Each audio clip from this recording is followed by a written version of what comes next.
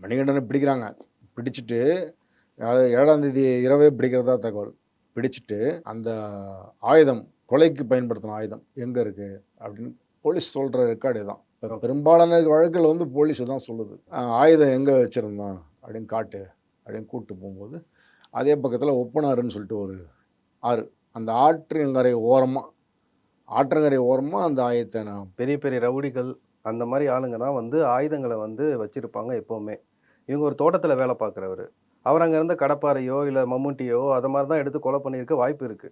அவரு ஆயுதம் வச்சிருந்தாரு, அவரு போய் பதுக்கி வச்சிருந்திருக்காரு அப்படின்னு சொல்றதுல ஏதோ ஒரு முரண்பாடு இருக்கிற மாரி இல்ல, இருக்கு. அதுல முரண் கிடையாது. ஏன்னு கேட்டீங்கன்னா, உங்களுக்கு வெட்டுன அந்த கத்தி இருக்குல்ல, ரொம்ப கூர்மையான கத்தி.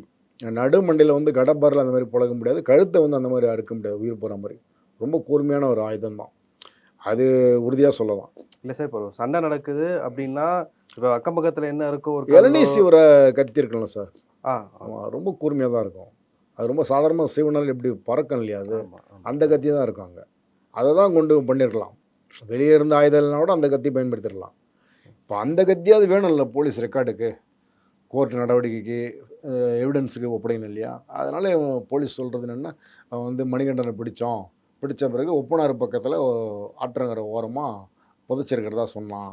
சரி காட்டுன்னு சொல்லிட்டு கொண்டு போயிட்டு காட்ட சொன்னோம். எடுக்க சொன்னோம் ஆயுதத்த.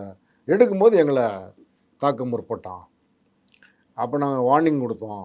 சப் இன்ஸ்பெக்டர கைய வெட்டிட்டான். ஒரு சப் இன்ஸ்பெக்டருக்கு கை வெட்டப்பட்டது. கை வெட்டப்பட்டது. அதுக்கு பிறகு வேற வழி இல்லாம ஆய்வாளர் ஸ்பாட்ல இருந்த ஆய்வாளர் சுட்டாரு. 2 குண்டு சுட்டாரு. இல்ல 1 பட்டது. இறந்துட்டாப்புல.